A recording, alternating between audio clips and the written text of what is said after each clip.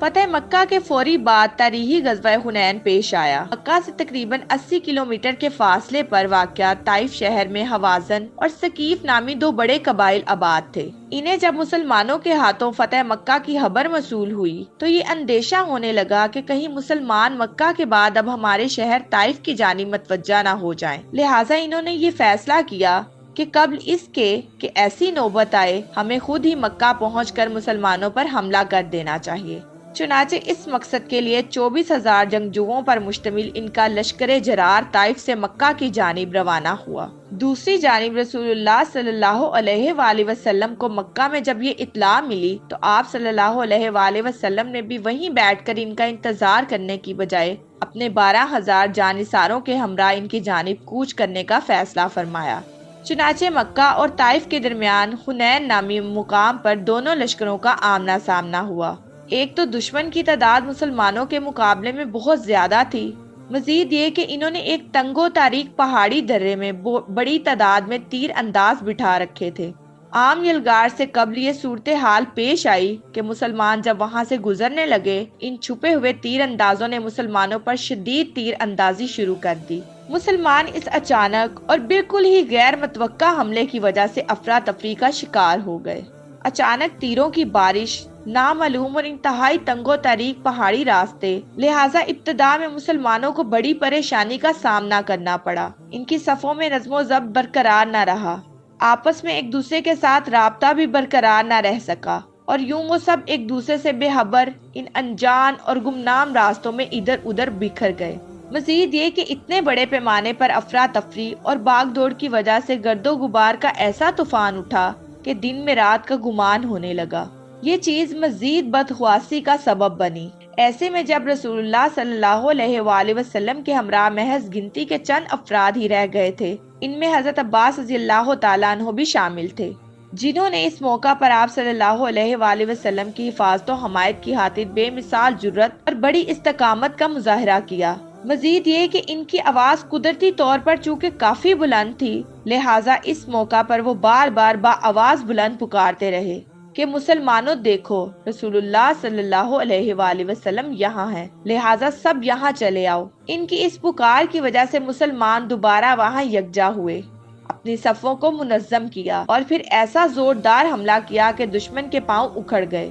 غرض کے اس نازک ترین موقع پر حضرت عباس رضی اللہ تعالیٰ عنہ کی یہ استقامت جہاں مسلمانوں کے لیے بڑی خیر و خوبی کا سبب بنی، وہیں اس سے ان کے اخلاص نیز رسول اللہ صلی اللہ علیہ وآلہ وسلم کے ساتھ ان کی بے مثال محبت اور جذبہ وفا کی بھی خوب عکاسی ہوتی ہے۔ اور پھر غزوہ حنین کے فوری بعد پیش آنے والے غزوہ طائف کے موقع پر نیز 9 ہجری میں تاریخی غزوہ تبوک کے موقع پر حضرت عباس رضی اللہ تعالیٰ عنہ رسول اللہ صلی اللہ علیہ وآلہ وسلم کے ہمراہ موجود تھے۔ حضرت عباس رضی اللہ تعالیٰ عنہ کے قبول اسلام کے بعد رسول اللہ صلی اللہ علیہ وآلہ وسلم ان کی بہت زیادہ عزت کیا کرتے تھے اور فرمایا کرتے تھے، یعنی یہ میرے چچا ہیں اور میرے لیے والد کی مانند ہیں۔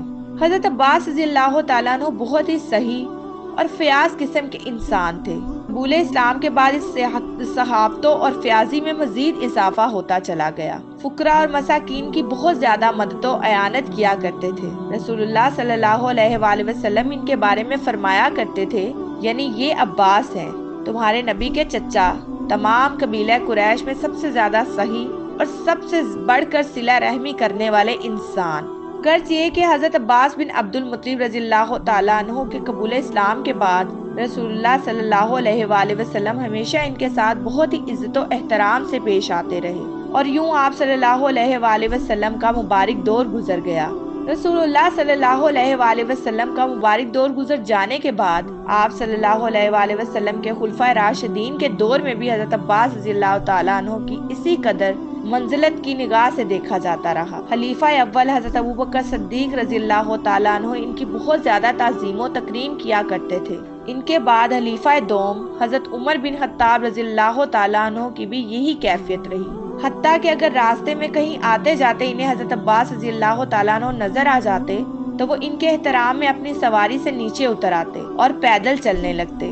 اور یوں کہا کرتے یعنی یہ نبی صلی اللہ علیہ وآلہ وسلم کے چچا محترم ہیں۔ مقصد یہ کہ نبی صلی اللہ علیہ وآلہ وسلم کے چچا محترم اگر پیدل چل رہے ہیں، ایسے میں سواری پر ان کے قریب سے گزروں یہ مناسب نہیں۔ حضرت عمر بن خطاب رضی اللہ تعالیٰ عنہ اپنے دور خلافت میں مشکل مواقع پر خود بکثرت دعا و مناجات کے علاوہ اکثر و بیشتر حضرت عباس رضی اللہ تعالیٰ عنہ سے بھی دعا کروایا کرتے تھے۔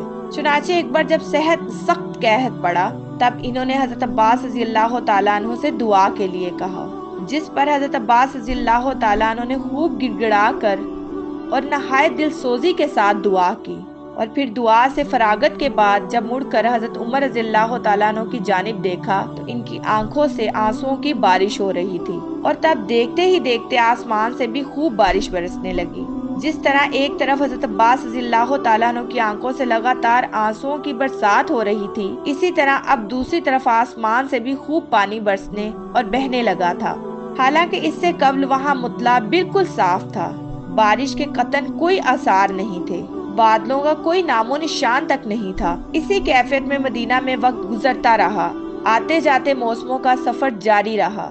آہی رسول اللہ صلی اللہ علیہ وآلہ وسلم کے یہ جلیل القدر صحابی نیز آپ صلی اللہ علیہ وآلہ وسلم کے مشفق و مہربان چچا حضرت عباس بن عبد المطلب رضی اللہ تعالیٰ عنہ خلیفہ سوم حضرت عثمان بن عفان رضی اللہ تعالیٰ عنہ کے زمانہ خلافت کے دوران 32 ہجری بروز جمعہ 82 سال کی عمر میں اس جہان فانی سے کوچ کر گئے اور اپنے اللہ سے جا ملے۔ تجہیز و تکفین کے موقع پر خلیفہ وقت حضرت عثمان بن عفان رضی اللہ تعالیٰ عنہ پیش رہے۔ نماز جنازہ بھی انہوں نے ہی پڑھائی اور پھر انہیں مدینہ منورہ کے قبرستان بقیع میں سپرد حق کر دیا گیا۔ اللہ تعالیٰ جنت الفردوس میں ان کے درجات بلند فرمائے، آمین۔ تو میرے معزز ناظرین نے سنا کہ حضرت عباس رضی اللہ تعالیٰ عنہ نے کیسے آپ صلی اللہ علیہ وآلہ وسلم کا دین اسلام کی راہ میں ساتھ دیا، اور آپ صلی اللہ علیہ وآلہ وسلم کے ساتھ ان کی بے مثال محبت اور جذبہ وفا دیکھ کر بھی دل مسرور ہو جاتا ہے۔ اور میں امید کرتی ہوں کہ آپ ایسے بہت سے اسلامی واقعات سننا چاہتے ہیں